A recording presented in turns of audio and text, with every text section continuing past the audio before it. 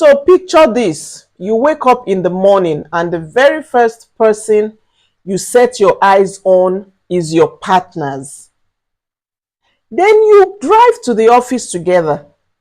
You sit side by side all day, brainstorm, argue, plan, then drive home together. And when you get home, guess who you eat dinner with? The same person.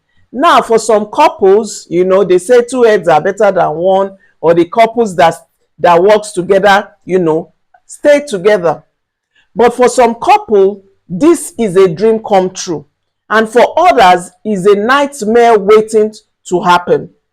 Today, let's talk about why working with your spouse might not be as romantic or as profitable as Instagram makes it look. And trust me, the numbers don't lie. Welcome back to my channel. I'm Bimbo Ogbuefi.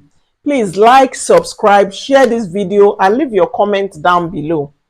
Well, I'm going to talk about the dream versus the reality. We live in an age where couple entrepreneurship is glamorized. You see power couples on LinkedIn and Instagram, couple goals, running businesses together, building empires. And yes, there are some great success stories. Think of Chip and Joanna Gaines from Fixer Upper, or Beyonce and Jay-Z. But here is the catch for every power couple success story. There are dozens of relationships quietly crumbling under the weight of blood boundaries. A 2022 Harvard Business Review survey found that 50% of couples who start businesses together report increased conflict at home within the first year. Why? Because it's very hard to separate business disagreements from personal feelings. When your co-founder is also your life partner, a bad quarter can easily turn into a bad marriage. So how do you learn to separate work from home? How do you try not to bring the work conflict to home? It's a challenging thing, but you have to define this from the beginning if you really intend to go into being business partners. Next, I'm going to talk about the statistics and the facts. Let's look at some numbers.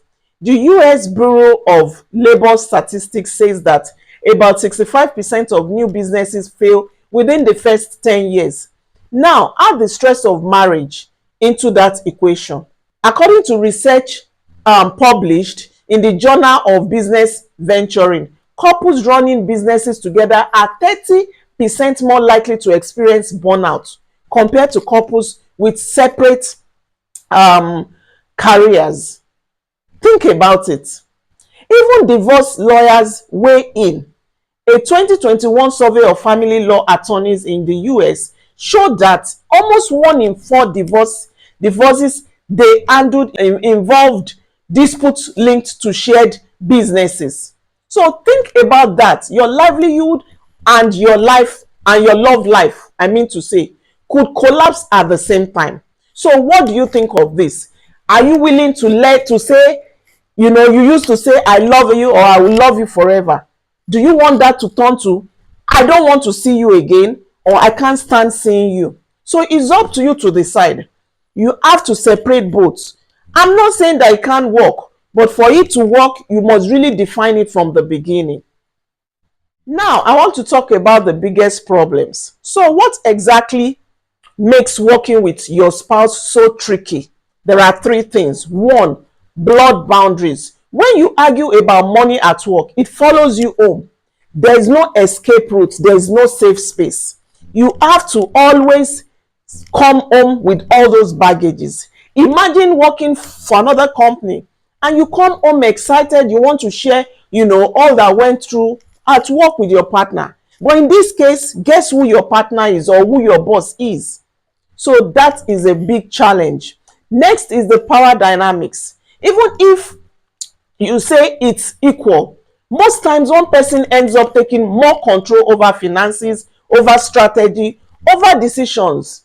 And that imbalance, it creeps into the relationship. So how do you differentiate this? You have to find a way around it.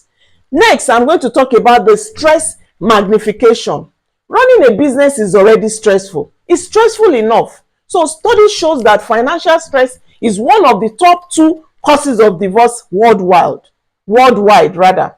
Now double that stress by making it a joint venture. How do you cope? Well, it's up to you to decide. Is either you're in the marriage or you're out of the marriage. Okay, let's talk about, it's not all bad. So let's think about the good part, or talk about the good side of it. Now, I'm not saying it's impossible. Some couples make it work beautifully.